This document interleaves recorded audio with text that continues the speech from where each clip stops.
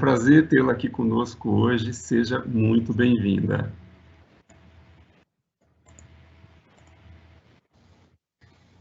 Boa tarde.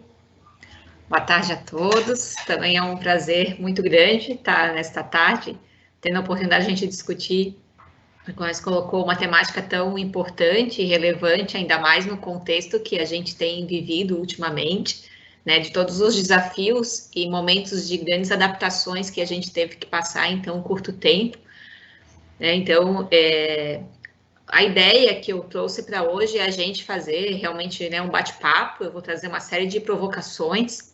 A gente até no bastidor estava conversando um pouquinho, né, que eu vou colocar várias ideias e vou propor até algumas reflexões, algumas atividades, alguns vídeos, no sentido de que a gente possa promover uma reflexão, então, sobre a questão das emoções, e aí fazer uma relação disso com o ambiente de trabalho e muito vinculado a um projeto de pesquisa que eu desenvolvi ao longo da pandemia, né, com os professores, porque a minha área de atuação na universidade é na formação de professores, né. Eu também trabalho muito com a questão dos jogos digitais, né, então a questão da tecnologia é um tema que eu tenho trabalhado já há algum tempo, e a questão das tecnologias vinculada à questão da cognição, né, e a emoção faz parte, né, de um componente vinculado à questão da cognição, dos processos cerebrais, né, e está vinculado a vários outros processos, como a própria questão da aprendizagem.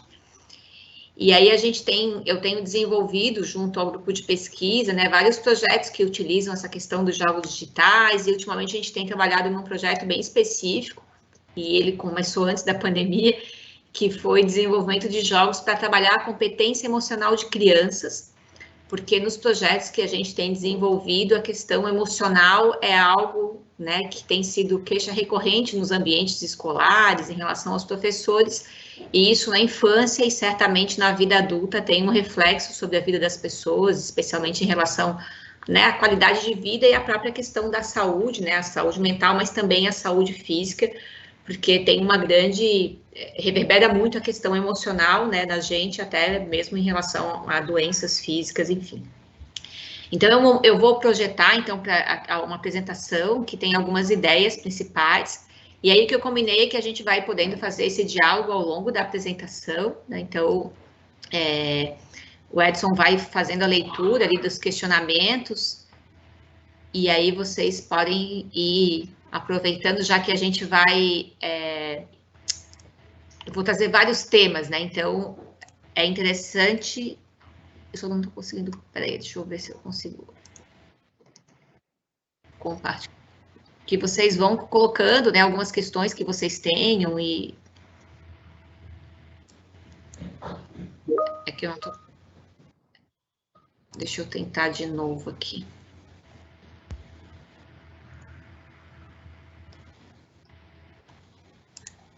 Isso aparece aqui para nós, né? Um arquivo Word aberto. Não, mas é que eu não consigo escolher ele.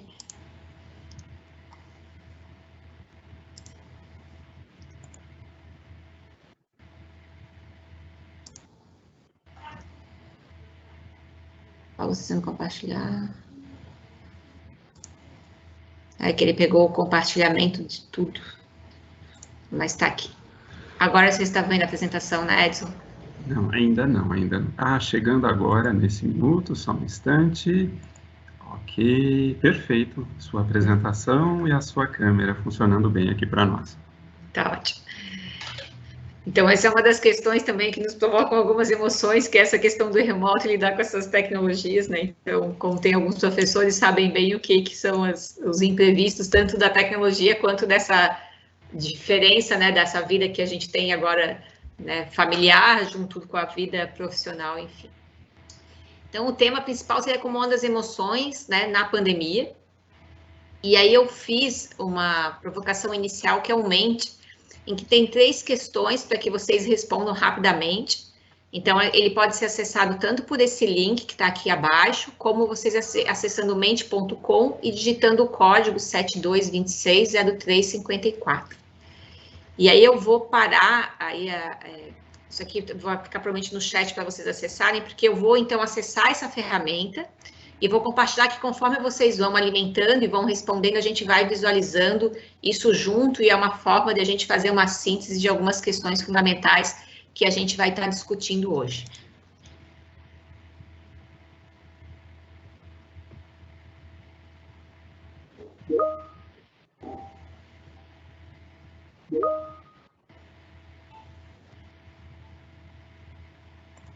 Então, deixa eu compartilhar agora o Mente.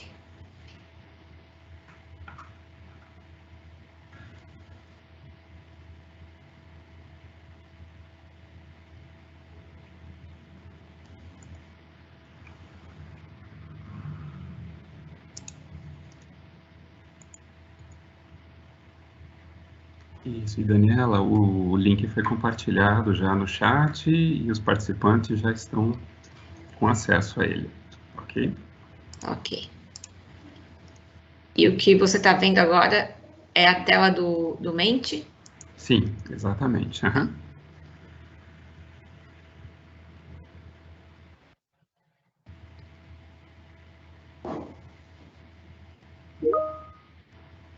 Então, até aproveitando para aqueles que estão usando isso pela primeira vez, tá? Essa ferramenta é uma ferramenta de interação. Então, o que vocês colocarem aí chega como informação para ser processada do lado de cá, ok? Então, é uma forma interativa que nós trouxemos agora para esse bate-papo de hoje.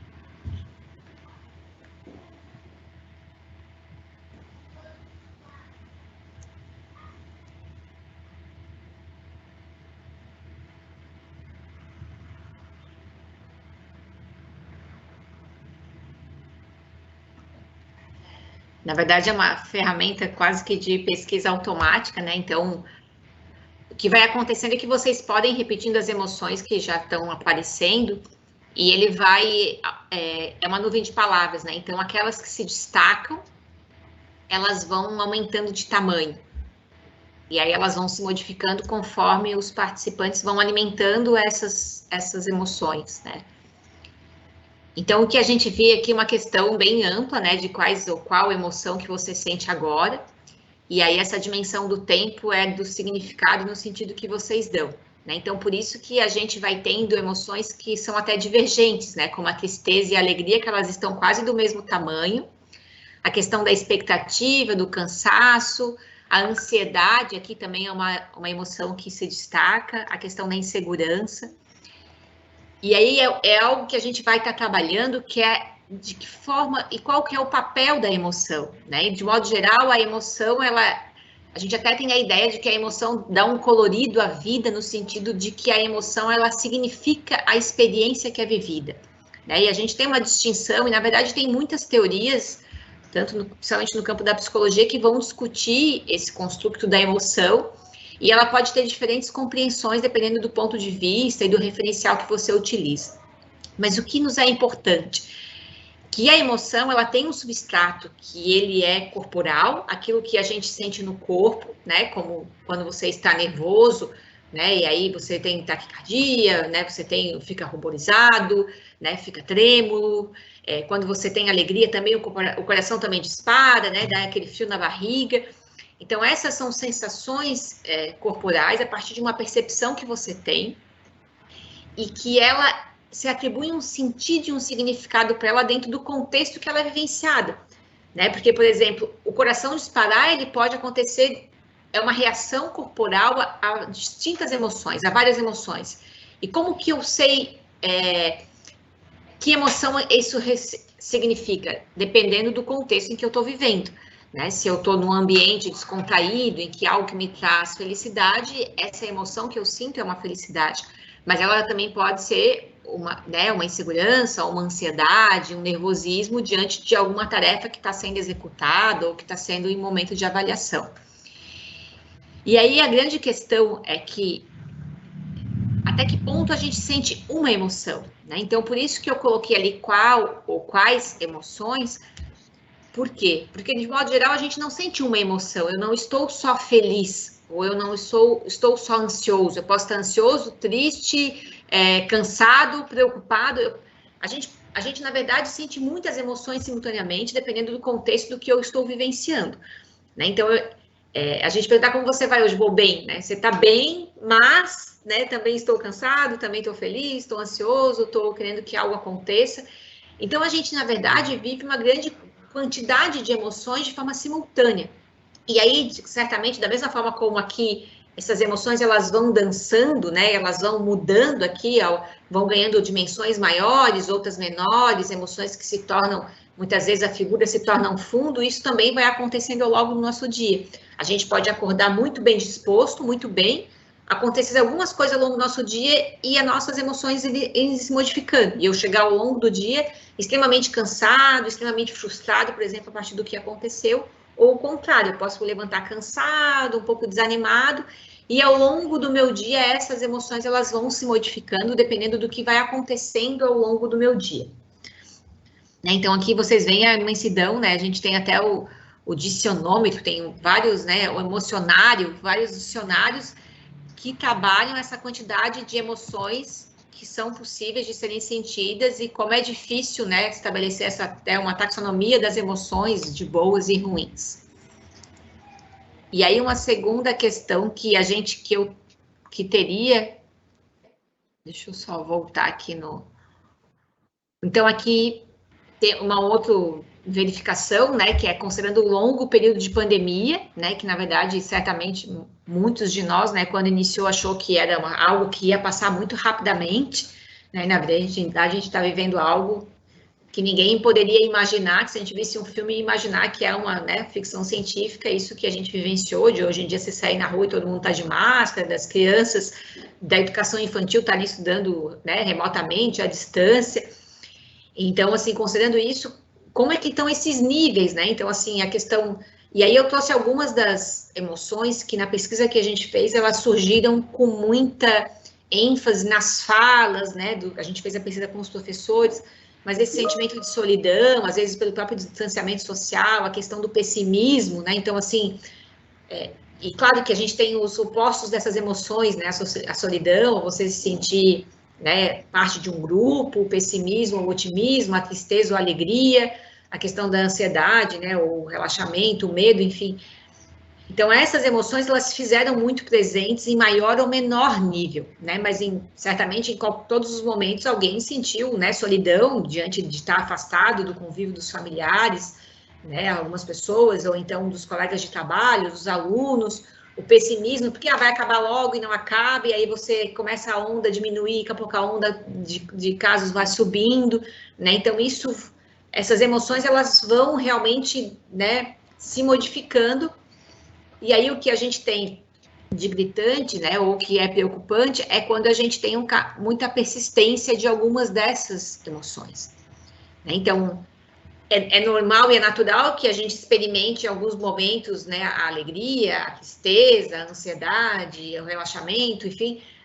O grande problema é quando a gente fica muito preso e vivencia de forma muito exacerbada algumas emoções, especialmente emoções que sejam de fundo negativo, né? Porque mesmo a alegria, né, ou algumas emoções mais que nos fazem bem, como por exemplo, né, estar apaixonado, né, que é um turbilhão de emoções, né, na verdade, ela tem um tempo, né, como as pesquisas apontam, enfim, alguns estudos, né, que é de até 1 ano e meio, 2 anos, enfim, isso varia bastante, porque a gente não tem condições de ficar nesse estado de êxtase, né, e de toda essa turbilhão de emoções que a paixão nos dá, porque isso tem uma sobrecarga em relação à nossa questão emocional, então tem uma hora que essa paixão, ela, né, como diz no senso popular, se transforma no amor, ou acaba. Né? Então, porque a gente vive intensamente muitas emoções de excitação, de admiração, enfim, e que é quase, alguns dizem que é um quadro de demência provisório, né, o que a gente vivencia, mas é um bom exemplo de como as emoções, elas podem surtir bastante efeito. E aí, uma outra questão que teria para que a gente pudesse refletir um pouco é o que a gente faz, né? O que cada um de nós faz para controlar as emoções. Né? Então, esse é um ponto que a gente volta mais ao final, né? Da gente discutir isso, e aí até com uma questão de troca, porque para além de entender o que são as emoções, a gente também tem um aspecto fundamental que tem sido discutido cada vez mais, que é o controle das emoções, ou que alguns vão chamar de controle emocional ou inteligência emocional, em que elas nos impactam muito, né, o que a gente vivencia ou a forma como a gente lida com essas emoções. Deixa eu fechar aqui, voltamos. Então, e aí é nesse sentido em que a gente também tem algumas compreensões em relação às emoções, que se a gente efetivamente tem condições de controlar as nossas emoções, né, e o que é sentido. E algo que é bem importante, eu não sei se está com algum problema para vocês me ouvirem. Não, tranquilo. Tá, não, é que para mim, às vezes, ele some, eu fico preocupada de vocês. Ah, sim, não, para nós aqui está contínuo, tá, Daniela? Fique tranquilo, o som também. Tá. Porque eu vou voltar aqui, então, para a gente, para a apresentação, e aí para a gente discutir um pouco essa questão do controle emocional, das emoções, né, para além, né, da gente tentar entender o que efetivamente são essas emoções. E aí depois a gente volta nessa questão do que a gente faz sobre isso. Um aspecto fundamental, e que aí eu trouxe esse aspecto também do social, porque as nossas emoções, elas estão muito vinculadas às nossas interações sociais. E também é nesse espaço social, e entendendo até de uma forma mais ampla o cérebro como um órgão social, é que muito disso é aprendido. E é aprendido como? Aprendido a partir das experiências que a gente tem, e principalmente na infância, elas são sociais, são as nossas experiências que a gente tem com os pais, com os familiares, com os cuidadores, com as pessoas que estão muito próximas a nós.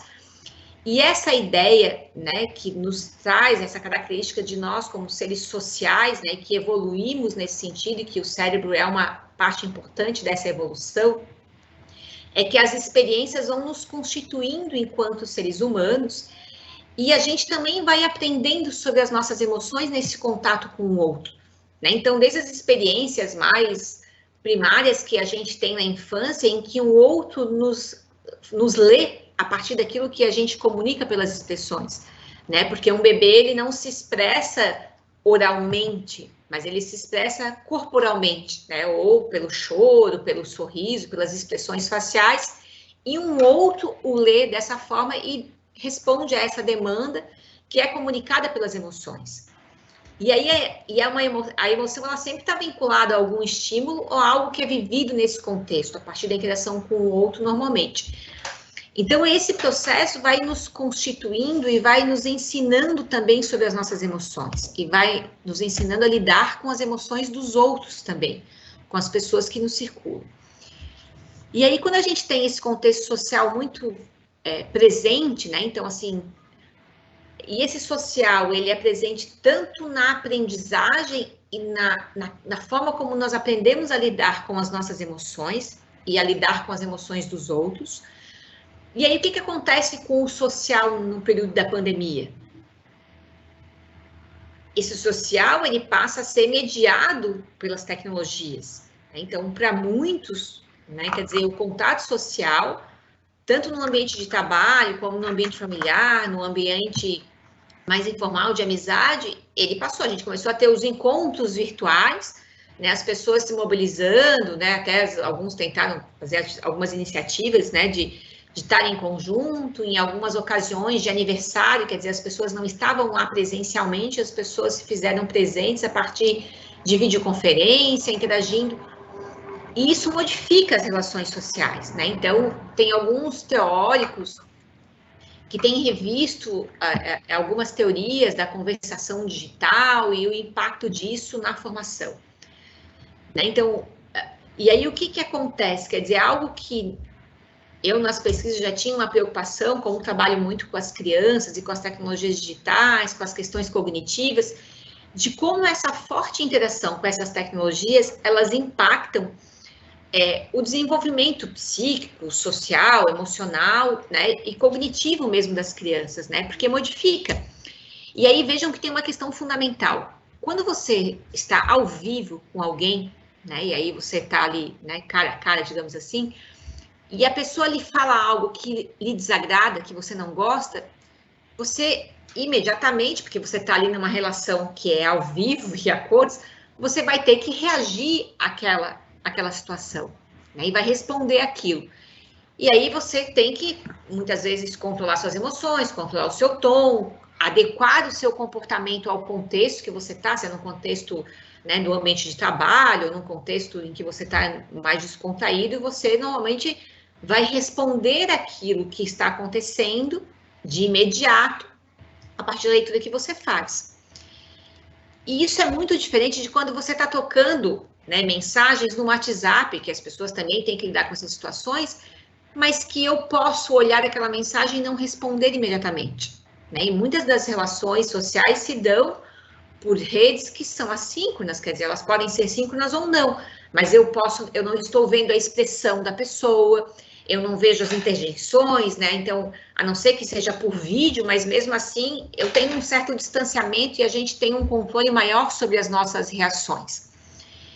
E essas reações que acontecem no dia a dia, no convívio que as crianças, por exemplo, têm na escola, elas vão ensinando elas a como lidar com essas emoções, né? De como que eu posso desenvolver esse controle emocional.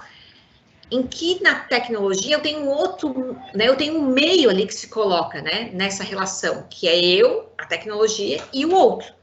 Quando a gente está ao vivo, é eu e o outro quase que diretamente. A gente tem, claro, toda a questão da mediação da linguagem, de outros mediadores que se fazem presentes, mas não é um mediador físico como um celular. Então, é muito diferente. E aí a gente vivencia isso por um longo período, né? E as pessoas realmente, muitos tiveram muita dificuldade de lidar com essa ausência desse social mesmo, né? Desse social cara a cara. Porque esse social também existe. A gente tem as redes sociais, né? Que são redes em que as pessoas socializam, mas a gente tem uma série de problemas em relação a isso, né? E aí a gente tem tido vários indicadores de que as pessoas têm adoecido nessas relações com as redes sociais. Por quê? Quando você acessa, né, uma rede social, um Facebook, um Insta, as pessoas, quase que, sei lá, 90%, estão sorrindo, estão felizes, conquistaram algo, estão passeando, viajando, né? Então, poucas pessoas, a não ser uma situação de um luto ou algo assim, né, que as pessoas também manifestam as emoções, mas as emoções que são compartilhadas são emoções muito positivas, né? E são pessoas, né, fotos mais produzidas, enfim, a pessoa hoje em dia fica muito fácil bater fotografia, muito diferente de um tempo atrás, né? Então as pessoas vinculam imagens que dizem de emoções muito positivas e de coisas boas sendo vividas. E aí eu fiz um primeiro contato numa escola aqui em Florianópolis para a gente desenvolver o trabalho com jogos, para trabalhar as emoções, e a diretora desesperadamente falou, olha, você não tem um trabalho para adolescentes, porque a gente está com um problema gigante na escola, porque os adolescentes estão adoecendo, estão tendo ansiedade, síndromes, enfim, porque nessa pandemia vivenciam muito as relações sociais mediadas, experimentam muito essas relações nessas redes, e tem tido dificuldade de lidar com isso, com a questão da beleza, né, da aceitação, dos likes que recebe, de compartilhamento. Então, vejam como essas relações mediadas afetam a nossa relação com as emoções que a gente sente, e, ao mesmo tempo, elas criam maior dificuldade para a gente aprender efetivamente a lidar com essas emoções, né? E aí as emoções, elas têm um papel fundamental em várias questões, né? Ela tem um papel aqui, como a gente está vendo, de expressão e comunicação, né? Então, muitas vezes eu posso falar algo, como você está hoje? Ah, estou bem, mas a minha expressão não ser coerente com aquilo que eu exprimo verbalmente. E muitas vezes a pessoa não precisa falar nada, especialmente se você tem um vínculo mais próximo, que você consegue perceber e sentir como aquela pessoa está naquele momento a partir da forma como ela expressa as suas emoções, seja pelo corpo, pela expressão facial. Tem uma função também... Pode falar, Edson. E, Daniela, assim, chegou uma pergunta aqui, a partir disso que você trouxe agora, né, sobre as emoções que surgem numa situação como essa, né? Então, ela veio como anônima a pergunta, e a pessoa gostaria de saber se seria possível, então, se existiria algum mecanismo para tentar controlar as emoções, né? É possível controlar as emoções? O que você diria? Então, as emoções, a gente tem controle sobre as nossas emoções, né? Em maior ou menor grau, e a gente vai aprendendo isso desde a infância. Então, por isso que hoje em dia, até nas competências do século XXI, né, do que a ONU prega, da BNCC, hoje em dia se tem olhado mais para a educação emocional, digamos assim. de eu trabalhar as emoções desde a infância, né? Porque aí a gente, como adulto, teria maior controle sobre as emoções, mas mesmo o adulto é capaz de aprender a controlar as suas emoções, né? E aí é claro que algumas pessoas vão ter mais facilidade, outras mais dificuldades, e isso fundamentalmente pelo que eu começo a falar lá no início, né? De que o cérebro é social e a gente aprende sobre as emoções no nosso contexto social, então as emoções elas são aprendidas. E aí, se a gente aprende em relação às emoções, a gente também aprende sobre a forma como nós controlamos as nossas emoções, especialmente pelas experiências que a gente vai tendo ao longo da vida que vão nos ensinando. E aí tem um fator que depois eu vou relacionar um pouco essa questão da emoção com algo que eu tenho trabalhado bastante, que são as funções executivas, e lá vai ficar mais claro como isso vai se desenvolvendo, né? Então, é só você olhar para uma criança que se joga no chão do supermercado porque quer um chocolate e a mãe diz que não, né? Que tem uma reação emocional super exacerbada e bem inadequada e não adaptada ao contexto no qual a criança está, que é um ambiente público. Você não vê um adulto se jogando no chão porque não tem dinheiro para comprar um chocolate, né? Então, assim, se a gente olha essas duas cenas, e não que a gente às vezes não tenha vontade de se jogar no chão e chorar porque não consegue alguma coisa, a gente se controla, né? Então isso, como a criança não controla e um adulto tem maior capacidade, isso mostra que isso vai sendo aprendido e a gente tem condições de ir modificando esse nosso controle, que a criança, quanto menor, mais dificuldade tem de controlar essas emoções. E olha, chegaram mais perguntas, o chat está ganhando fôlego aqui, tá? Vai virando bate-papo. Pois é, de fato é um bate-papo. Posso apresentá-las para você? Sim, pode. Tudo bem? Olha lá, tem um aqui que diz o seguinte: como ajudar quem perdeu alguém durante esse período quando não podemos estar presente para essa pessoa, né? Então, seria um auxílio à distância. E a mesma pessoa aqui perguntou, o que ajudaria uma pessoa que está sentindo esgotamento / burnout e estresse na rotina atual? Então, são duas perguntas diferentes aqui, né? Então, a questão ajuda para perda de um ente querido, né, à distância, e a outra sobre burnout. Então, a perda de alguém, assim, são emoções tristes, né? Assim, quer dizer, mas essa emoção, ela precisa ser vivida, né? Eu mesmo vivenciei uma pessoa muito próxima a mim, que é até a madrinha da minha filha, que perdeu a mãe e 2 meses depois perdeu o irmão para o Covid, né? A mãe, ela perdeu de câncer e o irmão, que eram as pessoas que ela tinha, e a gente também no meio dessa pandemia, enfim, e aí a gente conversa o quê? Que, na verdade, esse luto precisa ser vivido, essa emoção precisa ser sentida, né? Então, assim, você perder algo, né, seja um emprego, uma pessoa querida, quer dizer, é natural que a pessoa entre num sofrimento, né? E é importante que esse sofrimento ele seja vivido. E ninguém vive isso pelo outro, né? Então, e aí, claro, aí a grande questão é o quanto isso vai sendo recorrente, né? Quer dizer, você aí, na verdade, tem as teorias que são as fases do luto, né? Tem o primeiro momento que você não acredita naquilo, tem a fase da revolta, tem a fase, né, de que por que comigo, e aí a pessoa vai vivenciando esses processos e depois nada mais do que o tempo, né? Então, é preciso um tempo para viver essas perdas, para que a pessoa volte a se sentir melhor e vá retomando a sua rotina, a sua vida. Quer dizer, alguém que vivencia isso, como eu disse, eu não posso viver da dor do outro, mas eu posso me fazer presente para o outro, né? E dizer, ó, você pode contar comigo, ter o apoio, ter contato também para saber como que a pessoa tá. Quer dizer, você apresenta a ela uma outra perspectiva, né? Essa pessoa se foi, mas tem outras pessoas na sua vida e a pessoa muitas vezes tem que retomar a sua vida, estabelecer outros projetos, e isso leva um pouco para outra questão de como que eu lido num ambiente de trabalho com a questão do burnout. Depois eu até vou passar o material e tem até uma cartilha que eu achei de um estudo que foi feito e que eles, bem voltado até para o ambiente de trabalho em relação a isso, e aí eu destaco algumas questões que nos ajudam a lidar um pouco com isso, que é a questão da rotina de trabalho, a importância das pessoas com quem eu trabalho e aquilo que eu faço de me realizar, né, enquanto pessoa, enfim, né? Então, o trabalho é algo fundamental para a vida das pessoas, né? Então, os professores de didática, a gente faz uma discussão, às vezes uma crítica de que vai formar para o mercado de trabalho. Sim, a gente forma para o mercado de trabalho, né? E isso é uma condição fundamental, porque a maior parte da nossa vida vai ser dedicada ao trabalho. A gente muitas vezes passa mais tempo no ambiente de trabalho convivendo com as pessoas do trabalho do que em casa. né? E essa síndrome, ela nasce justamente em relação ao ambiente de trabalho, né? Em ambientes de trabalho estressantes, competitivos, e aí impactam nessa questão do social, da relação que eu estabeleço com o outro. Então, o que a gente precisa criar é cuidar especialmente das relações sociais que eu tenho no ambiente de trabalho. Porque às vezes a gente pode... Eu tive uma experiência de trabalhar num lugar que não era... Trabalhei um tempo no correio, né? Que eu ficava colando selo na carta, enfim, não era uma função de grandes conquistas, né, profissionais. Mas era um ambiente que eu me sentia bem porque eu trabalhava com pessoas que eu gostava muito, né? Então, esse ambiente que se cria, e por isso que tem, né, as empresas como, né, o enfim, o setor de RH e estão preocupados com isso, porque é importante que as pessoas estejam bem e tenham boas relações sociais, porque as pessoas bem trabalham melhor, né, produzem melhor, são mais criativas, enfim, várias questões que a gente vai apontando. E a gente também vai aprofundar um pouco mais isso, e aí a gente vai discutir um pouco essa questão da síndrome até por um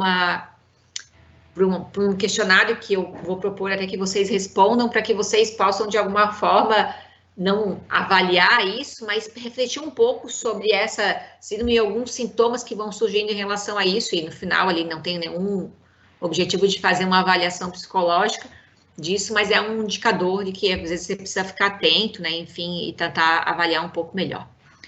E aí, só fechando aqui o que eu vinha construindo, né, do que são as emoções, do ponto de vista biológico, é um conjunto de reações químicas e neurais, né? Então, a gente tem a liberação de neurotransmissores, de reações corporais em função dessas respostas comportamentais que são básicas e necessárias à sobrevivência dos animais. Nós, como humanos, né, somos animais também, e isso fica muito evidente em situações de medo.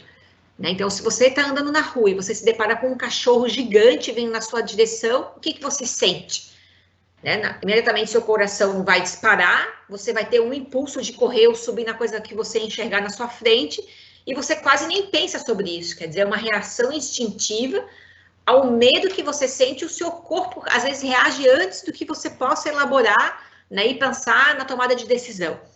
Então, mostra isso que ela mobiliza um comportamento, normalmente tem vinculado a esse instinto de sobrevivência, então o medo é uma emoção super importante, não um medo exacerbado, mas o medo ele é importante para que a gente, né, sobreviva, especialmente para criança, precisa ter medo de altura, precisa ter receio em relação a algumas questões, se você passou por alguma situação que lhe trouxe perigo, qualquer situação próxima àquela lhe traz um alerta, porque você guarda essa emoção, ela fixa na sua memória, e aí questões parecidas você vai generalizando. E aí, claro, a gente vai ter o estresse pós-traumático, porque tem algumas situações em que essa generalização toma uma dimensão muito maior, né? E aí isso traz problemas para a pessoa.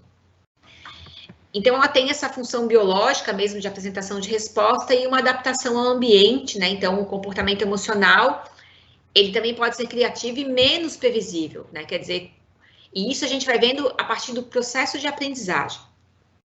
E aí, só para ilustrar um pouquinho essa questão das emoções, é uma outra referência em relação a isso, que é essa Lisa Barre, que depois ela até tem um TED em que ela vai falar sobre as emoções, em que ela vai trazer a ideia de emoções como previsões. Então, é como se a gente fizesse previsões e leituras do contexto no qual aqui a gente está. E a grande questão que ela traz, e que reforça do que as teorias já vêm dizendo, é que as emoções elas são construídas. Se as emoções são construídas ou aprendidas, elas podem ser modificadas. Essa que é a grande questão que nos importa enquanto adultos, né? Tá, eu sinto a emoção, quer dizer, o que eu faço com essa emoção? Como que eu lido com essa emoção? A gente tem técnicas terapêuticas em que eu ressignifico uma experiência vivida e eu consigo modificar a emoção que eu sinto em relação a ela. Então, isso mostra isso, que essas emoções, como são construídas, elas podem ser modificadas. E aí tem um exemplo dela que eu trago aqui para vocês, que é o que vocês veem nessas imagens? Aí, se vocês quiserem escrever aí, o Edson pode ir falando o que as pessoas veem. Se vocês fossem ler essa imagem, o que vocês estão vendo?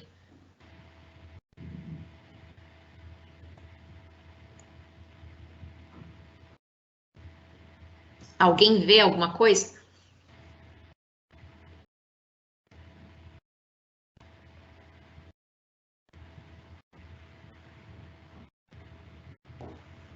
Vocês podem escrever no chat, pessoal, ok?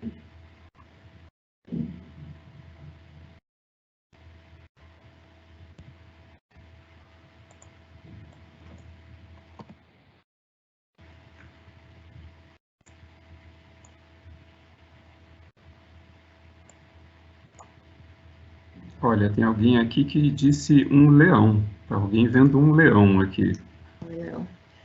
Porque tem um teste, que não é o caso, que é o teste de Rorschach, que é uma técnica projetiva, né? Que você vê, alguns filmes até mostram aqui, você mostra uma imagem e aí você tem que ver o que tem.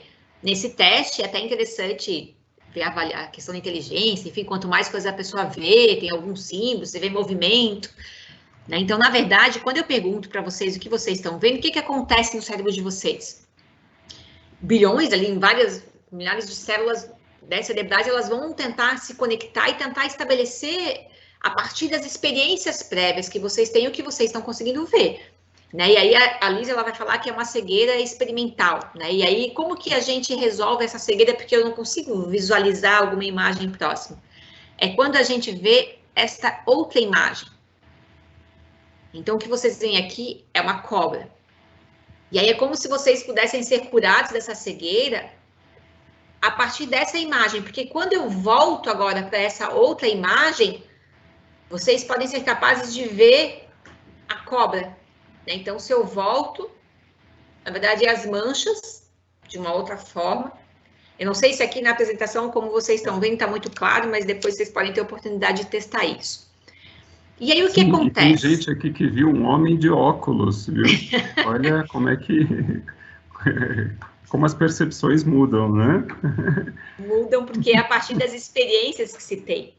Né? Então, agora, quando eu trago esse novo conhecimento de que é a imagem, né, ou as manchas, é uma imagem feita a partir das manchas da cobra, quer dizer, esse conhecimento que se obtém, ele muda a experiência do que vocês podem ser capazes de ver. E aí, ela traz esse exemplo para colocar essa perspectiva de que as emoções, elas são previsões. Então, quando eu vejo agora essa imagem, é uma previsão de que seja uma cobra, porque, de fato, a cobra ela não está aqui, né? É uma previsão disso, e aí esse conhecimento modifica. Então, é como se a gente estivesse tendo uma alucinação em preto e branco, né? Em que a gente prevê a visualização de uma cobra. Mas que, na verdade, é a ideia do que a gente tem das emoções. Quer dizer, as emoções, elas são previsões da forma como a gente lida com o mundo e com as nossas experiências.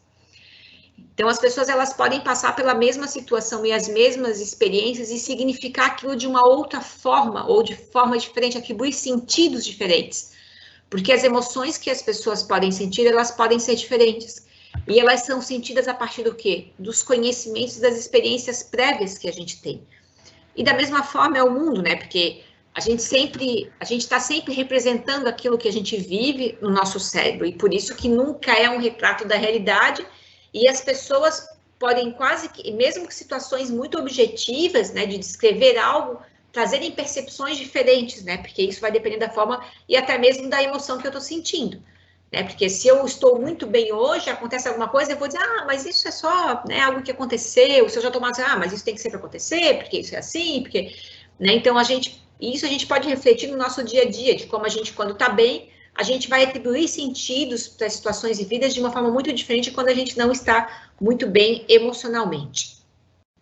E aí, voltando um pouco sobre essa questão das emoções, tem duas questões que estão relacionadas a isso. É a gente identificar a emoção que a gente sente, que é um componente da competência emocional, da inteligência emocional, a gente ser capaz de responder aquela primeira pergunta que eu fiz lá no Meet, que é como eu estou me sentindo ou qual emoção eu sinto. Às vezes a gente tem dificuldades e a gente às vezes não consegue verbalizar ou descrever como a gente se sente naquele momento. Então, é importante que a gente se conheça e que a gente consiga fazer uma leitura das nossas próprias emoções. Mas também é importante que a gente lide e identifique as emoções no outro. E a gente vai identificar as emoções, muitas vezes, pela expressão, pela forma como a pessoa se comporta. E aí, também, a gente também lê o outro a partir da gente. Né? Eu identifico que o outro tem inveja, por exemplo. Eu preciso ter essa inveja de alguma forma dentro de mim, ter experimentado isso de alguma forma, para que eu possa reconhecer isso no outro. Que comportamentos, que trejeitos que a pessoa dá, que me levam a interpretar aquilo como sendo, né, a inveja, enfim, que é uma emoção muito mais elaborada. Então, esses elementos, eles fazem parte disso, que são as emoções e alguns dos seus componentes. Dentro da perspectiva da teoria da emoção, ou do que seja emoção, a gente tem tipos de emoções diferentes, né? Então, a gente tem o que a gente conhece como as emoções primárias, e que alguns vão dizer que essas emoções elas já são inatas, a gente já nasce, enfim, mas a grande definição dela é que são emoções facilmente identificadas. E aí são essas aqui, a alegria, a tristeza, o medo, a ira, o espanto e o nojo. E aí, se vocês colocarem emoções primárias na internet, vai ter várias carinhas, e quando você consegue identificar facilmente uma expressão de nojo, uma expressão de raiva, uma expressão de alegria, né? Os emoticons, eles fazem muito bem isso, né? Então, os mais fáceis de a gente achar são esses ali, porque eles têm as expressões bem características, né? Aí, como expressar no emoticon, por exemplo, as emoções de fundo, como a tensão, né? Já é algo mais, ou ansiedade, por exemplo.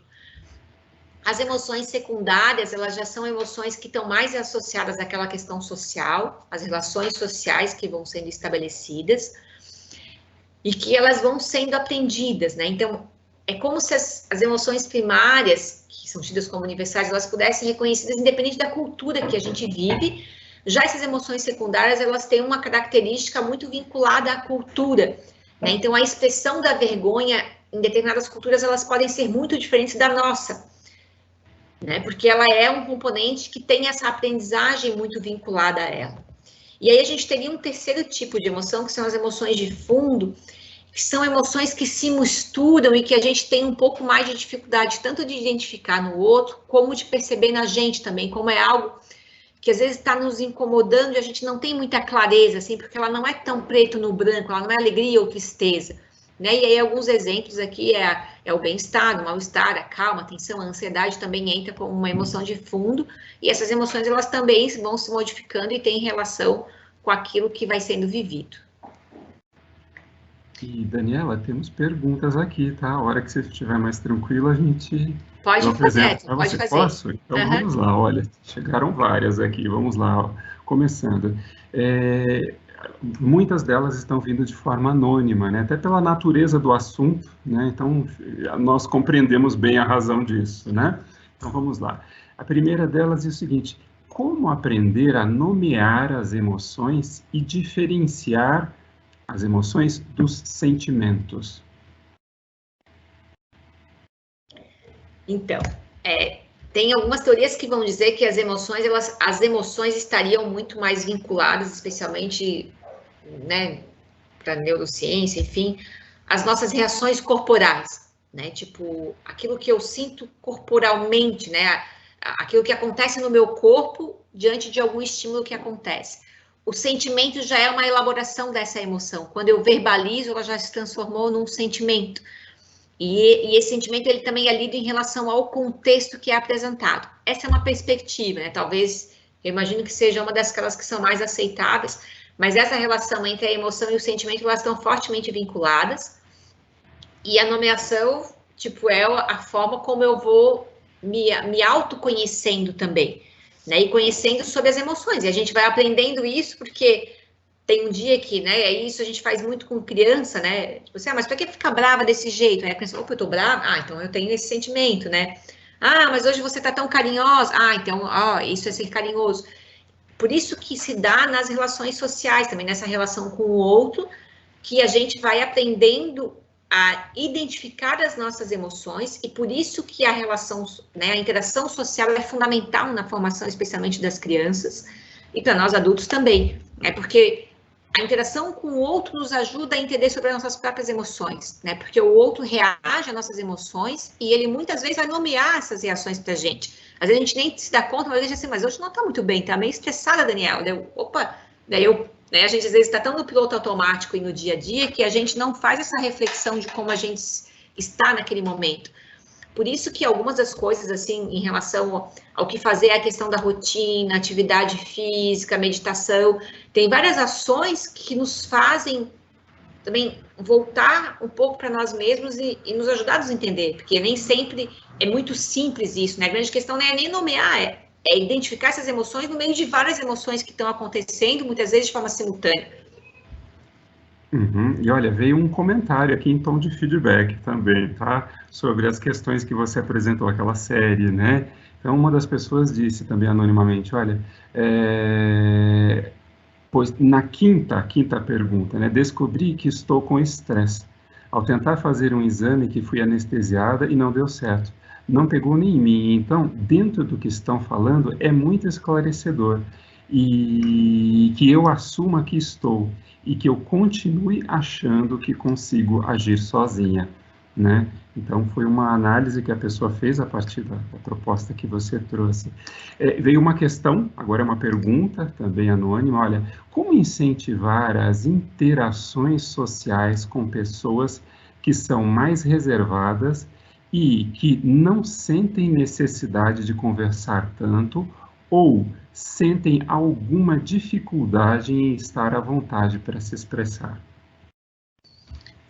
Essas questões, porque as pessoas também têm formas de expressão diferentes, né? Tem algumas pessoas que têm uma necessidade social maior, outras não. Quer dizer, numa interação social e numa relação que se estabelece com o outro, o respeito é uma questão fundamental, né? Eu também preciso respeitar, muitas vezes, o tempo e a necessidade de interação do outro, né? Todo mundo deve conhecer pessoas que falam demais, né? Então, pessoas que não falam de falar, enfim, e outras pessoas que são mais quietas, mas, assim, não é só o fato de verbalizar ou não que a pessoa não está mantendo um vínculo social, né? Às vezes a gente se surpreende, às vezes quando a gente vai para uma despedida de um ambiente que a gente trabalhou, que a gente estudou, em que pessoas que a gente conversava muito pouco, mas que se tinha um vínculo com aquela pessoa, e a pessoa falou, pô, mas eu gostava tanto de ti, e a gente nem tinha uma percepção muito clara em relação, porque eram pessoas mais reservadas, e isso tem a ver com a própria personalidade da pessoa, mas isso não significa que a pessoa não esteja numa interação social, né? Então,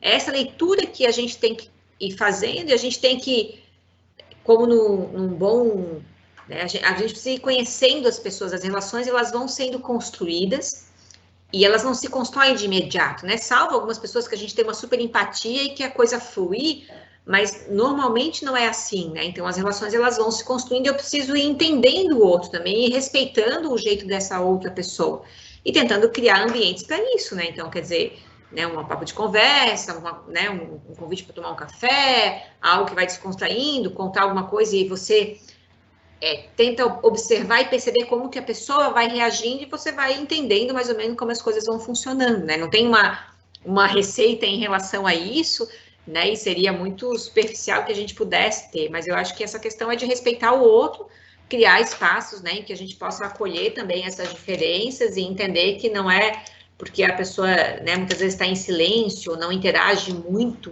né, talvez verbalmente ou socialmente, que ela não esteja numa interação, de alguma forma, uma interação social. Uhum. E Daniela, aqui tem mais uma, tá? Mais algumas, mas eu vou fazer mais uma para você aproveitar esse movimento, tá? É possível controlar a ansiedade sem medidas medicamentosas, né? Talvez com exercícios respiratórios, terapia ocupacional, alguma coisa desse tipo. Isso é válido, na sua opinião? O que você acha? Então, isso também passa pelo aquilo que é aprendido, né? E por uma questão do autoconhecimento também. Mas é possível, né? Porque todos nós experimentamos níveis de ansiedade dependendo das situações que a gente vivencia. Aí, só para dar um exemplo, né? A gente faz um trabalho no colégio de aplicação, que é a escola que eu desenvolvo vários projetos com jogos, né? E a gente fazia intervenções com as crianças para trabalhar as funções executivas, que eu já vou entrar rapidamente. E aí, para trabalhar a questão da atenção, do foco, né? E aí a gente fazia, às vezes, uma brincadeira com as crianças que era quando eles ficavam muito ansiosos, porque o jogo perdia, a gente falava que ele tinha que contar. Então, vamos lá, vamos contar. Se a gente conseguisse fazer isso antes de responder, né? No imediatismo, a gente teria bem menos problema. E aí, a gente ensinou a criança assim, vamos contar até 5. Aí, 1, 2... Aí, quando eu fiz era uma intervenção, a gente fez a pesquisa, eu fui conversar com as professoras, né? E a professora relatou isso, que a criança fazia isso na sala. Falava, peraí, deixa eu contar, professor. Aí, ele conseguia lidar melhor com as situações, né? Mas tem questões bem fundamentais, como respirar fundo, contar até 10, contar os coelhinhos, os carneirinhos. Então, na verdade, passa por um autoconhecimento de como eu me conheço e como eu posso dar vazão, de alguma forma, a essa ansiedade. Né? Então, atividades físicas são fundamentais, né? Tanto para a saúde física como para a saúde mental, uma caminhada, né? Às vezes ver um filme repetido, né? Um seriado, assim, quer dizer, as pessoas têm que encontrar, e isso que alguém relatou antes, né? Que quando se percebe num nível altíssimo de ansiedade e de estresse, muitas pessoas só vão se dar conta disso quando a pessoa realmente dá algo, né? Tipo, dá um AVC, entra numa crise, enfim, porque você vai entrando numa roda viva de quantidade de demandas, de tempo, de família, e que você tem muito pouco tempo, quer dizer, quando você deita para dormir, se dorme bem, né, desmaia, e não tem nenhum nível de reflexão sobre como foi o dia, das coisas que deram certo, nível de elaboração. Então, por exemplo, momentos de oração são coisas que a ciência, hoje em dia, tem reforçado isso de alguma forma, que as pessoas que antes de dormir fazem orações, é o momento de se conectar, né? Quer dizer, normalmente é uma reflexão que a pessoa faz sobre o seu dia, então isso traz benefícios para a saúde mental mesmo da pessoa, quer dizer, hoje eu agradeço porque aconteceu isso no meu dia, porque eu precisava ser diferente, então você faz toda uma reflexão em relação àquilo, que é algo muito saudável, né? Independente da crença, porque, quer dizer, precisa ter esses momentos de você ter o contato consigo mesmo, porque senão você fica no piloto automático e aí a gente tem essa sensação, chegou sexta-feira, você nem percebeu que a semana passou, né, de tão rápido que está esse fluxo. Né, e aí evitar que se chegue num ponto em que você já tenha um dano muito maior. É claro que algumas situações de ansiedade, coisas que...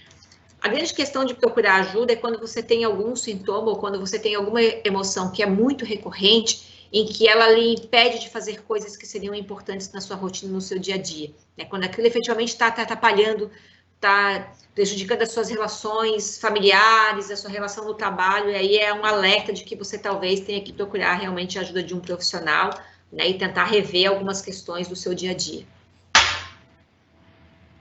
Ok. Tem mais? Continuamos ou fazemos uma pausa nas perguntas aqui agora? Daniela, o que você prefere? Tá, eu vou avançar mais um pouquinho aqui para a gente... Ok. Então, daqui a pouco eu retorno com mais perguntas. Você vai guardando aí. Ok, tem várias, tá?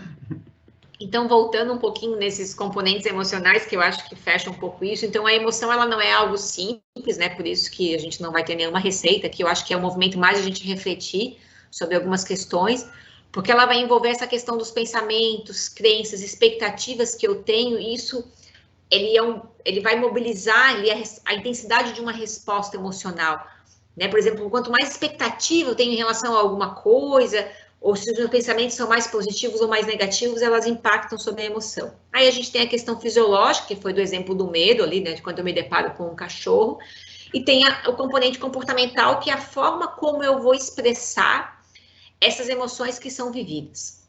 E daí, nisso, eu entro eu até não consegui achar a imagem que eu tinha traduzida disso, mas a gente tem, dentro da psicologia cognitiva, da neurociência, essas funções executivas. E eu trago elas porque elas estão muito ligadas a algo que está aqui, que é o controle inibitório, do lado do amarelinho, e que esse controle inibitório ele tem uma relação com a nossa capacidade de controlar as nossas emoções e de responder adequadamente, adaptar o nosso comportamento. Essas funções executivas, elas vão sendo desenvolvidas até a adolescência. Então, isso se tem uma clareza muito grande, tem relação com a questão da plasticidade cerebral, e ela está envolvida em várias ações cotidianas e questões fundamentais para nós, seres humanos, né, como a aprendizagem, a forma como eu organizo meu dia, a nossa capacidade de planejamento a longo prazo, que é uma coisa muito diferente do que a gente tem nos animais.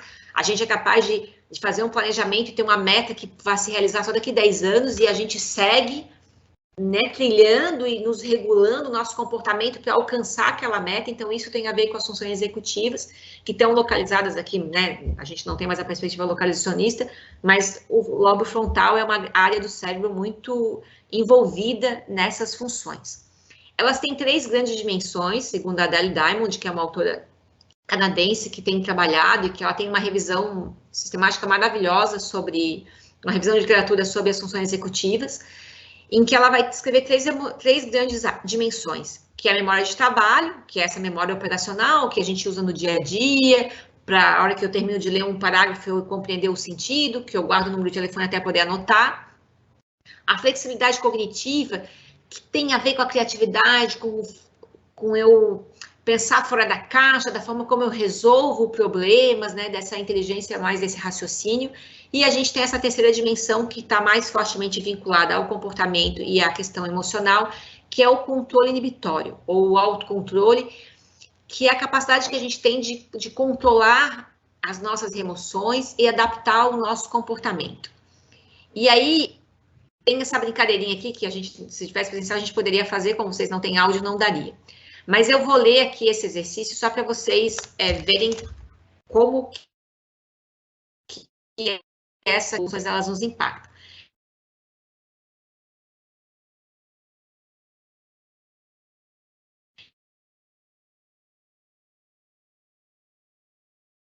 Daniela? Acho que o som da Daniela cortou. Daniela, você consegue nos ouvir?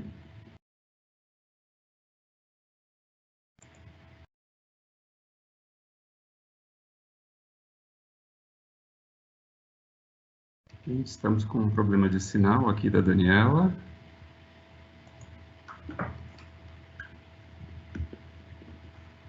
Estamos com um problema de sinal aqui, Daniela, né? O sinal de internet. Vamos aguardar só mais uns instantes para ver se a gente consegue reconectá-la. Então, Daniela? Daniela? aí a Oi. 4 aqui. Oi. Oi, Sim. Daniela. O seu sinal caiu aqui para nós, né? E no instante que você foi mudar o slide, caiu e nós ficamos sem o seu áudio e sem o seu vídeo. Você poderia retomar essa última fala sua para que a gente possa acompanhar? Tá, vocês não ouviram nada das frases. Não, das frases não. Tá, então aqui é só um exercício para a gente ver a questão do autocontrole e do controle inibitório, que é para completar as frases com uma palavra que não tenha nenhuma relação com o que normalmente completaria a frase, que são frases que a gente já tem muito presente, né, culturalmente, a gente ouve recorrentemente. Por exemplo, uma aqui, o presidente disse que todas as acusações não passam da intriga da... Aí você tem que completar com qualquer palavra menos oposição. E isso tem que ser feito muito rapidamente, é um joguinho, é uma brincadeira. Então, aqui, a segunda. Como o produto estava danificado, eu devolvi e pedi meu dinheiro de qualquer coisa menos de volta.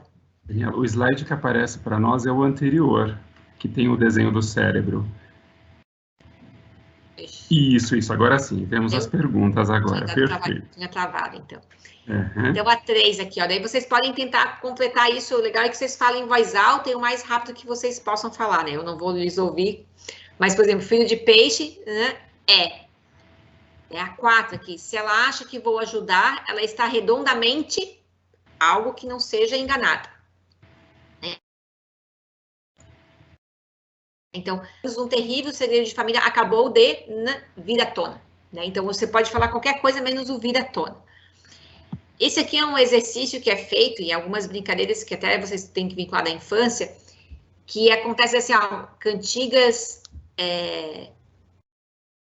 Vocês estão me ouvindo? Sim, estamos ouvindo. Que agora Estamos. A imagem de vocês travou para mim. Isso. Que mas a gente ainda às vezes... continua, para nós continua ainda a imagem do preencher as frases. Isso, Okay? Então, às vezes a gente faz algumas brincadeiras que você para a música e a pessoa tem que completar a música sem ser a letra original, né? Então, esse é um exercício que mostra nossa capacidade de ter o controle inibitório, né? Ou seja, eu controlo o impulso de completar a frase peixe de peixinho, peixinho é, e eu digo peixe de peixinho, abóbora é, por exemplo, eu preciso ter vários processos cognitivos para não dizer a frase que eu já aprendi muito bem antigamente. Né? Então, aí vocês vão ver que crianças vão ter um pouco mais de dificuldade, por isso que essas são brincadeiras normalmente feitas na infância, e que o adulto tem um maior autocontrole em relação a isso. E aí tem um outro exemplo, né, então, que está relacionado a essa ideia do controle inibitório, e ele também está relacionado à nossa capacidade de manter o foco e a atenção, porque eu preciso ter um controle intencional, muitas vezes, que eu vou ler um material. Então, eu tenho que estar ali focado e lendo aquele material, sem perder esse foco para outras coisas que vão acontecendo no meu entorno. Então, isso também é algo que vai sendo aprendido. A criança, quando ela é bem pequena, ela consegue ficar pouco tempo em uma só atividade e focado. Conforme ela vai crescendo, ela vai conseguindo dedicar mais tempo a isso. A questão da regulação das emoções e a adequação do comportamento. E aí, para a gente dar uma pausinha aqui, eu vou passar um outro vídeo que mostra um pouco esse exemplo, porque disso que eu estou colocando, desse controle inibitório, é que está lá a raiz, porque a gente vai falar depois do que é esse controle emocional, que é a grande questão que a gente teria, né? De como que eu lido, como que eu controlo as minhas emoções.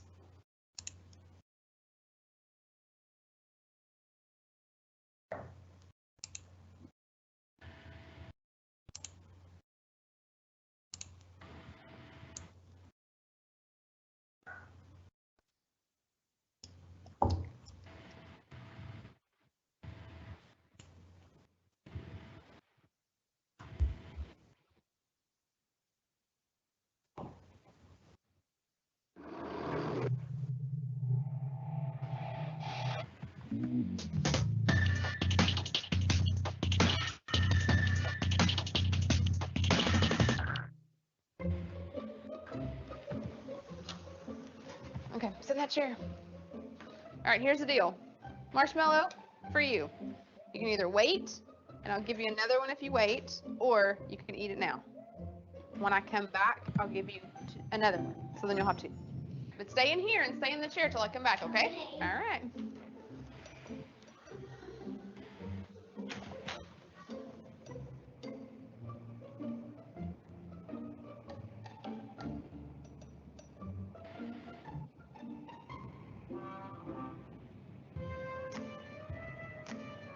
I'm gonna go do something and then I'll come back.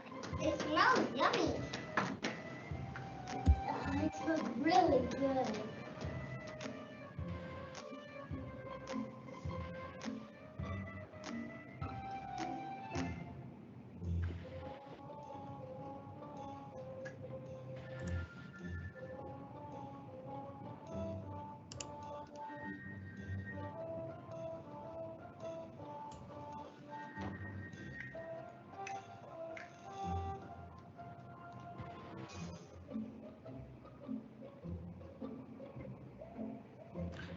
Pessoal, em inglês, ela disse para eles não comerem, ok? All right, so it's up to you. You can have it now or you can wait. Okay?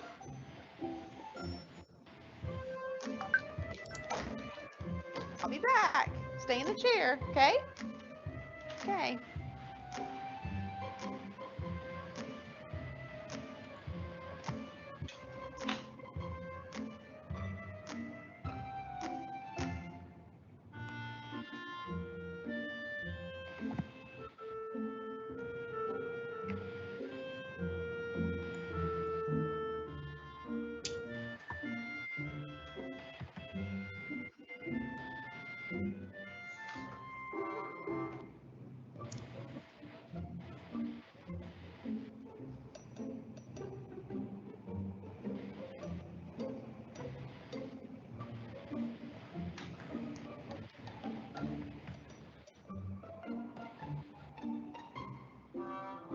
All right, so I'm gonna leave and then I'll come back, okay?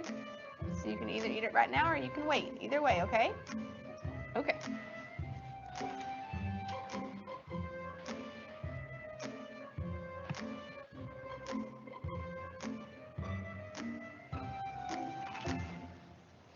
How'd you do? Did you do good? You did? You wanted to eat it, didn't you? Yeah. So did I tell you I'd give you another one? Okay, now you can have both.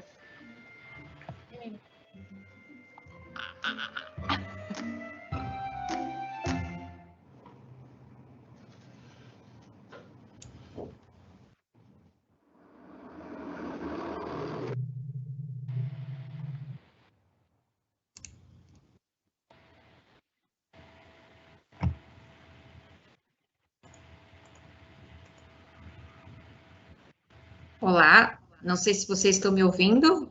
Sim, sim, ouvimos bem, Daniela. E Tá, eu não vimos sei o nem o que vídeo vocês também. estão vendo, porque aqui para mim tá tudo travado. E conseguimos ver o vídeo todo que você indicou. Aham. Tá, então eu vou falando que ele diz aqui, Marshmallow. discar manualmente. Então, esse é um experimento bem clássico, assim, vocês botarem depois no YouTube, vai ter vários desses vídeos, porque são experimentos que foram feitos para demonstrar, e foram uns estudos mais longitudinais, né? O que eles mostram? Que as crianças que conseguiram ficar por mais tempo esperando, né? Então, o que ele faz? A criança espera, não come marshmallow, e se ela espera o tempo determinado, ela ganha 2 ao invés de 1. Ou seja, ele posterga o prazer imediato em prol de algo que está mais a longo prazo e melhor. E aí tem algumas crianças que conseguem, né? As maiores têm mais facilidade e as menores têm menos facilidade. E aí ali dá para visualizar as estratégias que elas vão utilizando, então, para conseguirem, né, alcançar essa guloseima ali, enfim. Então, alguns, né, distraem, mudam o olhar, outros cheiram, né, e tentam. E aí, o que mostra? Eles fizeram esse estudo, e aí, depois de muitos anos, né, quando já eram adultos, eles foram ver, então, o que aconteceram, né, com essas crianças. É claro que não é como no vídeo que está mostrando aqui, é mais ilustrativo. E eles viram que quanto mais tempo as crianças conseguiam esperar ou se controlar, melhor essas pessoas estavam na vida adulta, tanto em relação às suas famílias, a questão profissional, de estudo, de inserção, né, no contexto social. Ou seja, eles tomam isso como um indicador de que quanto mais controle se tem sobre essas funções executivas, né, sobre esse controle inibitório, melhor as pessoas têm condições de se colocarem na vida, e dentro dessas funções está esse controle emocional, de como eu controlo, né, um desejo de realizar isso, né, de satisfazer ali uma necessidade básica, né, que para a criança um doce é algo muito desejado. E aí eles colocam isso e aí eles vão mostrar como isso tem um impacto depois, né, sobre a vida desses adultos. Daniela, você gostaria que a gente pusesse os slides por aqui? Se vocês puderem, porque eu não estou conseguindo claro. mexer. Nós percebemos. A gente pode pôr por aqui, então. Ok? Tá ótimo. Ok. Enquanto isso você vai colocando, eu vou falar agora do seguinte, depois do marshmallow. O slide seguinte depois do marshmallow. Você consegue ver aí ou não? Aparece para você? Deixa eu...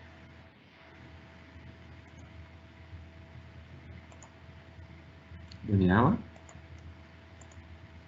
Acho que ela está sem conexão de áudio agora. Estamos com o slide, mas sem Daniela.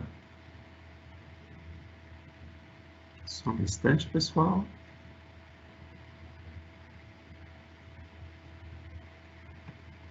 Daniela.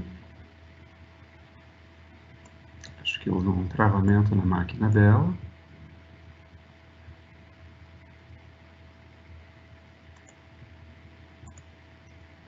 Só mais uns instantes, estamos tentando fazer a reconexão com a Daniela.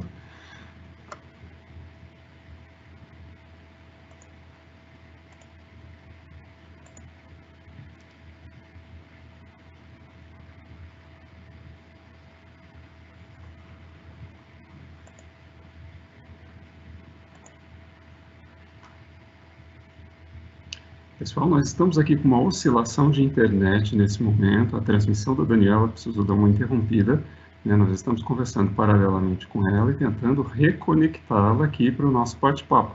Então, eu solicito que vocês aguardem mais uns instantes, que em alguns minutos não, segundos, espero, né? Daniela estará de volta aqui conosco. Eu quero aproveitar esse pequeno intervalo que estamos tendo aqui agora e lembrar vocês que daqui a pouco a lista de presença ficará disponível. Então, por favor, assinem a lista para que vocês possam ter acesso ao certificado de participação de mais esse bate-papo, hashtag Fique Bem aqui da URH, ok? Então, fiquem atentos a isso. Vamos lá, vamos ver, Daniela, será que ela está aqui? Não, ainda não. Mais um instante, pessoal. Bom, aproveitando então, vamos lá, aproveitar e dar mais um recado a vocês, ok? Olha, nesta semana, a Unidade de Recursos Humanos, a URH, né, vai disponibilizar um guia simplificado de saúde mental, né, para os servidores. Esse guia foi desenvolvido em parceria com a CETEC e a CESU. Portanto, é uma ação que corrobora isso que a gente está desenvolvendo aqui, né, isso que a URH está desenvolvendo, no sentido de cuidar da saúde do servidor. Né? É uma série de ações paralelas e coordenadas que tem esse propósito. Semana passada nós tivemos um Café com Líderes que já abordou esta questão relacionada a elementos de ordem psicológica. Hoje estamos com o bate-papo, hashtag Fique Bem, com essa mesma temática, e agora, na semana que vem, haverá o lançamento desse material de consulta, né, que vocês poderão ler depois com mais calma e se apropriar e se inteirar um pouco mais desses temas de grande relevância para todos nós agora em momento de pandemia, não é mesmo? Estou recebendo aqui uma mensagem, deixa eu ver. Daniela tentando se reconectar, ela precisou desligar, parece, o computador e religá-lo. Tá? Olha, ela está voltando, gente. Olha, temos o sinal. Isso, temos o sinal da Daniela agora. Tá, agora não vou nem me mexer mais aqui nesse computador. Sim, sim, olha aí, ela está. Perfeito, Daniela. Aproveitei para dar alguns recados e interagir com eles aqui agora, ok? Então, nós tínhamos acabado de ver o vídeo, né, do Marshmallow, e estávamos compartilhando o seu slide quando o sinal caiu. Tá aqui, olha, está o slide aqui agora. Como reagimos ao ganhar um presente indesejado, com a imagem dos 3 rostos. Então, eu estava dando um exemplo, né, daí, tipo, uma criança que seja pequena, de 3, 4 anos, que ele está na expectativa de ganhar o presente, né, da Dinda, né, que ele imagina, né, que madrinha normalmente dá um presente melhor, né, que nem quando a gente é convidado para ser padrinho e madrinha de casamento, é duas, né, uma alegria e uma tristeza, né, que você fica contente pelo convite, já fica preocupado com o presente que vai ter que dar. Né, e aí a criança já logo aprende isso, né, então fica super na expectativa, e vai várias vezes pergunta para os pais quando é que a Dinda chega. Quando a Dinda chega, ele mal cumprimenta e já vai com as 2 mãos para pegar o presente. Quando essa criança de 3, 4 anos, ela abre o presente e é algo que ela não queria, o que essa criança vai fazer? Ela automaticamente vai expressar, né, facialmente, corporalmente, que não gostou do presente, vai dizer, pô, mas não era isso que eu queria, né? Eu estava esperando o Ben 10, enfim, algum brinquedo, né, da época. Então, quer dizer, ela expressa verbalmente, corporalmente, com a sua expressão facial, que não gostou, né, daquele presente. E aí a mãe rapidamente tenta contornar, mas imagina, né, sua Dinda foi lá, comprou com tanto carinho, né, e aí depois vai dando aquela, né, educadinha na criança. Então, quando essa criança tem 11 anos, mais ou menos, e se essa cena se repete, o que acontece, né? A criança também, né, já não vai perguntar tantas vezes quando é que a Dinda chega, que já consegue ter um entendimento, um controle melhor em relação à questão do tempo. Recebe o presente, abre, não gosta, a mãe só dá aquele olhar 43, né, para a criança, assim, a criança entende, não vai expressar muita alegria, mas vai dizer, Dinda, muito obrigada, gostei muito do seu presente. Então, ela já está numa fase que ela já consegue controlar alguns componentes dessas emoções.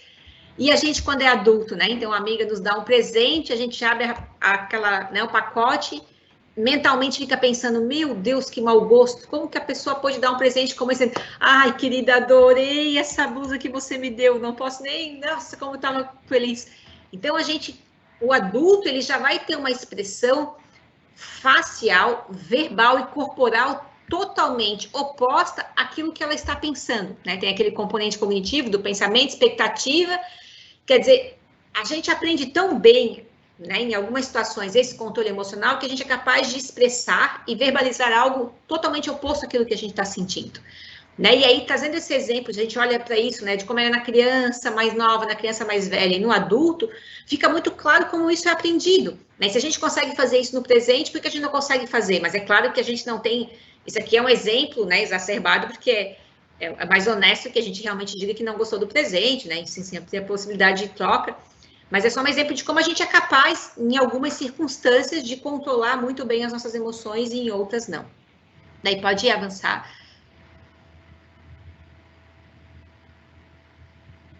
E aí aqui tem esse questionário, eu adaptei o questionário que a gente utilizou na pesquisa que a gente fez, nessa pesquisa com os professores. Como a gente, né, tem a questão do tempo, eu vou depois colocar o link e aí vocês podem responder esse questionário, eles são 20 questões, ele é pautado num instrumento já validado e bastante utilizado, até tem uma crítica a esse instrumento que ele acabou direcionando muito o entendimento do que é a síndrome de burnout. E aí a ideia é que vocês respondam essas 20 questões e no final vocês vão fazer uma pontuação que ele vai mostrar e essa pontuação ele vai dizer o indicador, né, de como estaria o seu nível de burnout, e aí ali serve mais como um indicador, e para vocês irem refletindo sobre algumas questões que esse instrumento vai colocando, né, e aí pode ir avançando, então eu logo depois que terminar aqui, na verdade a Karen já tem, se quiser colocar, aqui estão os links, então pode ser esse primeiro aqui mesmo, Karen, que é esse questionário, porque eu adaptei ele daí, na verdade ele não ficou só para professor, mas também ficou para, né, o público em geral, né, porque a maioria tem muitos de vocês que não são professores, e aí tem uma outra adaptação desse instrumento também, que está nesse outro Manual Pro, enfim, ali, mas é que esse primeiro, ele vai já, como é o formulário de avaliação do Google, ele já vai somar a pontuação, e aí no final você já consegue ver a correspondência dela em relação aos níveis de indicadores que ele vai trazendo. E aí poderia passar... Então, basicamente, assim, para contextualizar esse instrumento, né, e o que se tem entendido por essa síndrome, então, ela está muito vinculada ao que a gente falou, as questões emocionais e as emoções também muito relacionadas ao ambiente de trabalho, né? Tem 3 grandes componentes, né, que seria a exaustão emocional, que tem a ver com a sensação de uma falta de energia, desse estresse recorrente, a reduzida realização pessoal no trabalho, né, e aí isso de não se realizar ainda tem uma sensação de não ser eficiente, né, então de que você contribui muito pouco, e essas questões, elas são recorrentes, né, para ser uma característica de uma síndrome, não é algo que você, um dia eu senti exaustão, fiquei estressado, quer dizer, isso é natural no meio de trabalho, ou em algum momento, vendo o feedback que você tem, que você se sente não tão eficiente, enfim. E um outro aspecto que tem muita relação com essa questão social, que é essa despersonalização, né? Então, que se começa a evitar um pouco esse contato mais afetivo, começa a lidar muito com as pessoas como se fossem objetos, no sentido que pouco importa o que o outro sente, o que o outro está vivendo, né? Então, esses são os principais componentes que caracterizam essa síndrome. E as questões que vão estar nesse instrumento, elas estão vinculadas a um desses polos, né, que caracterizam essa síndrome. Então, vocês respondendo dando uma pontuação alta, quer dizer, é um alerta, né, então que vocês, né, não que você, de modo algum, vai ser um diagnóstico disso, mas são questões que é preciso estar atento da forma como você tem lidado com as emoções. E aí, vários estudos têm apontado que nesse contexto que a gente vivenciou de pandemia, de que se exigiu muita necessidade de adaptação ao ambiente de trabalho, aprender coisas novas, tecnologias, né, de como essa relação com o tempo que ficou muito prejudicada, né, porque teve essa dificuldade de estabelecer essa rotina daquilo que é feito. Então, quer dizer, isso tudo afetou e teve altos índices, né, então as pesquisas têm mostrado que esses índices de síndrome de burnout subiram bastante, especialmente para quem tem atividade docente. Daí pode avançar. Aqui são um pouco dos resultados que eu trouxe da pesquisa, mas, enfim, isso a gente depois pode estar disponibilizando também, né, que foi em relação à aprendizagem das tecnologias, né, que foi um grande desafio para muitos professores, a questão da qualidade, os indicadores de qualidade de saúde aqui, né, a questão de peso, se vocês observarem, o principal indicador que piorou, que é o azul aqui, ó, que piorou na pandemia, é justamente a ansiedade, né, então, dores musculares, que também tem essa questão da tensão. Então, a gente relacionou isso, e quanto piores eram esses indicadores, mais altos eram os indicadores de síndrome de burnout, então é algo que tem que ficar atento, né, quer dizer, o corpo falando sobre o psicológico, pode passar. Aí aqui são as estatísticas, então a gente realmente estabeleceu uma relação estatisticamente significativa, que esses dados também, ninguém vai causar estresse por causa desses números aqui, que quando eu começo a apresentar os dados mais quant, né, mas o que a gente observou é que os professores do ensino superior sofreram menos do que os professores da educação básica dos anos iniciais e os anos fundamentais, e se entende isso, né, pela toda a dificuldade de lidar com as crianças, pelo remoto, e a gente na universidade já usava as tecnologias, a gente está lidando com adultos, a gente já tem educação à distância, né, que fala sobre as teorias da aprendizagem voltadas para um público mais adulto. Daí pode passar. Aí aqui eu vou depois mandar também para vocês esse material, que é um estudo que foi feito já durante a pandemia e relacionado com a síndrome de burnout. Eu destaquei 2 pontos principais aqui que eu acho que ajudam bastante, que é a questão de respeitar os limites, né, de exceder o trabalho, justamente por essa mudança que a gente tem, dessa mistura do seu ambiente familiar, entretenimento, com o ambiente de trabalho, WhatsApp, então a gente está o tempo inteiro, né, não tem mais essa divisão, eu saio, bato ponto das 8 ao meio-dia, das 2 às 6, eu vou embora e eu não penso mais no trabalho, né, então a gente depende até do tipo de atividade que se tem. Essas atividades que não têm essas rotinas bem definidas são aquelas que acabam acarretando maiores níveis dessa síndrome. E a questão das rotinas, né? Então, tem uma rotina, o horário da atividade física, o horário de uma reflexão, de uma meditação, né? E que a sua rotina não seja só envolvida na questão do trabalho, então, algo fundamental. E aí ter uma outra tela que mostra, essa aqui é do autoconhecimento. E aí a gente teria da segurança psicológica, que é muito em relação ao que o ambiente de trabalho proporciona, e aí eu trago essa perspectiva do ambiente mais acolhedor, das práticas mais colaborativas, né, então esses espaços, né, de diálogo, de que a pessoa se sente acompanhada, de fortalecer essas relações, elas se contrapõem justamente à ideia da despersonalização, que a síndrome de burnout tem muito forte. E aí eu acho que a gente vai para o E aí, para fechar a minha fala aqui, né, e aí, enfim, não sei as questões, depois eu deixo meus contatos ali, enfim, quem tiver interesse, que é um vídeo de uma pesquisa que foi, na verdade, tem esse site aqui que é espanhol, e eles fazem uma discussão em relação à questão social das tecnologias e de como que as pessoas têm lidado com as relações sociais. Isso não é nem no âmbito do trabalho e nem da síndrome do burnout, mas ele traz elementos que são fundamentais para a gente pensar como andam nossas emoções na pandemia, que é a relação do tempo, a relação social e como que a gente valoriza as pessoas, né? E, enfim, como elas são importantes para a nossa vida.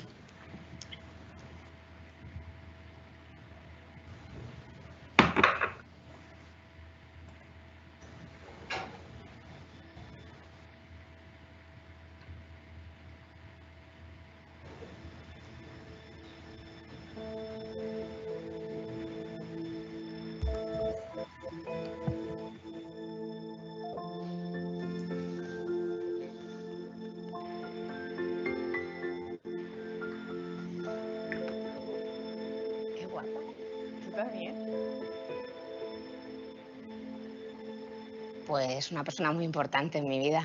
Un compañero de vida de 10. Sí, justo nos lo hicimos antes de venirme yo a Madrid.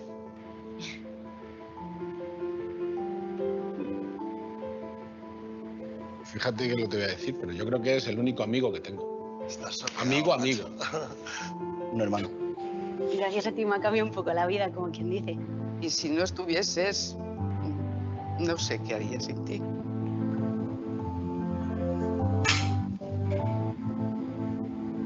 La rutina, los horarios. Hombre, por distancia. Él está en Barcelona, yo estoy en Madrid. O sea, realmente no nos vemos más por mi falta de tiempo. Y siempre ha sido como una incertidumbre de cuándo será el próximo momento en el que nos volvamos a ver, ¿no? Es una contradicción, no cabe duda. La gente afirma que sus seres queridos son lo más importante, pero la distribución de su tiempo no lo demuestra así. Esto tiene que ver con el modo en que funciona nuestro cerebro. Estamos programados para evitar pensar en el tiempo que nos queda por vivir. Así tenemos la sensación de que siempre tendremos la oportunidad de hacer las cosas que nos hacen felices.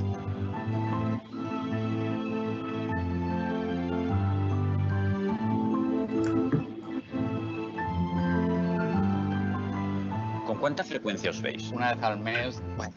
Bueno. A lo mejor 2. Una vez, yo qué sé. 4 veces contadas, yo creo. Sí, o 2 veces al año. O 2 veces al año. Yo 25 años. 32. 39. Yo 38. Yo 47. Y yo 44. ¿Sabéis que con lo que nos habéis contado podemos calcular el tiempo que os queda por pasar juntas? ¿Bastante? ¿Queréis saberlo? Sí, por Claro. favor. Sí.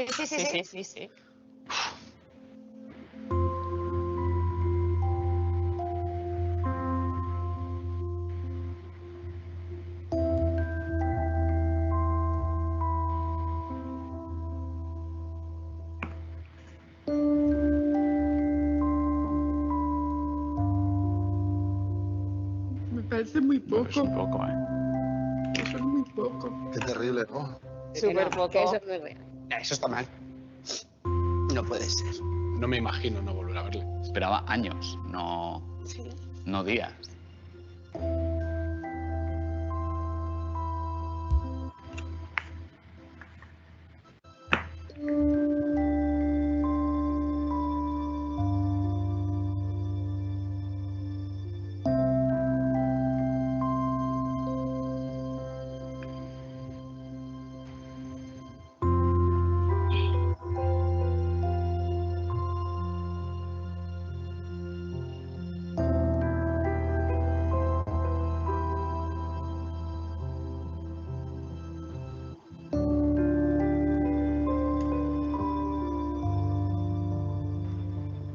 Pues hay que hacer algo. Ya. Hay que hacer algo. ¿Cómo perdemos nuestro...? Porque lo perdemos, o sea, perdemos el tiempo haciendo cosas que no nos hacen felices. Y que no cuesta tanto, que no vivimos tan lejos. Ese día vale más muchas veces que todo el tiempo del mundo. Voy a aparcar el móvil y intentar dedicar mi tiempo a las personas lo máximo posible. Vamos a aprovecharlo.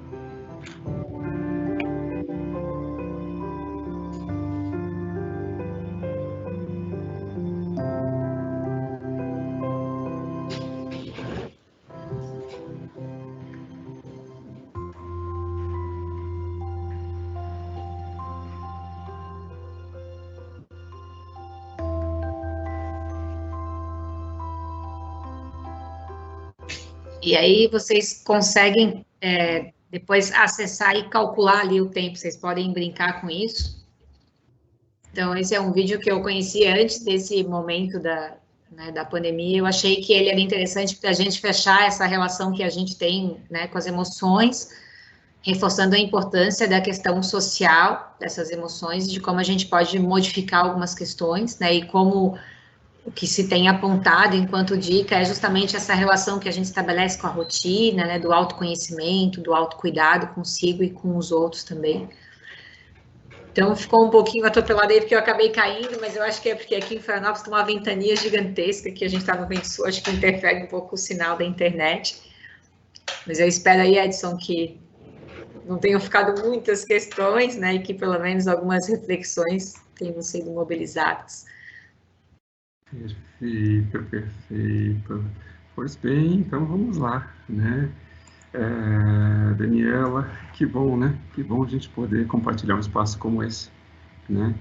Então, eu vejo que dessa sua exposição, né, dessas suas provocações, eu diria, para refletirmos sobre questões tão críticas e ao mesmo tempo tão sensíveis para o nosso contexto atual, né?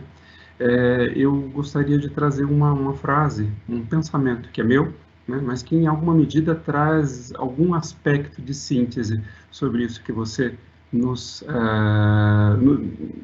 levou a pensar aqui agora, né? Estamos numa pandemia ainda, é fato, né? E é possível olhar para ela como uma oportunidade de olhar as emoções de uma forma atenta e mais cuidadosa. E isso já é um ganho. Então, eu vejo aqui que há uma quantidade bastante grande de perguntas que foram feitas, alguns comentários, inclusive. Isso evidencia para nós que o assunto, esse tema de hoje, é de relevância para muita gente, importa a muita gente. E essa sua fala, Daniela, veio a calhar, né? Veio no momento adequado e veio da forma adequada. A evidência é essa, né? A participação que temos aqui. Todos que entraram permaneceram até agora, não tivemos desistência, você acredita? Estamos com um número parado, desde o momento em que atingimos o pico aqui de participantes, todos continuam até agora.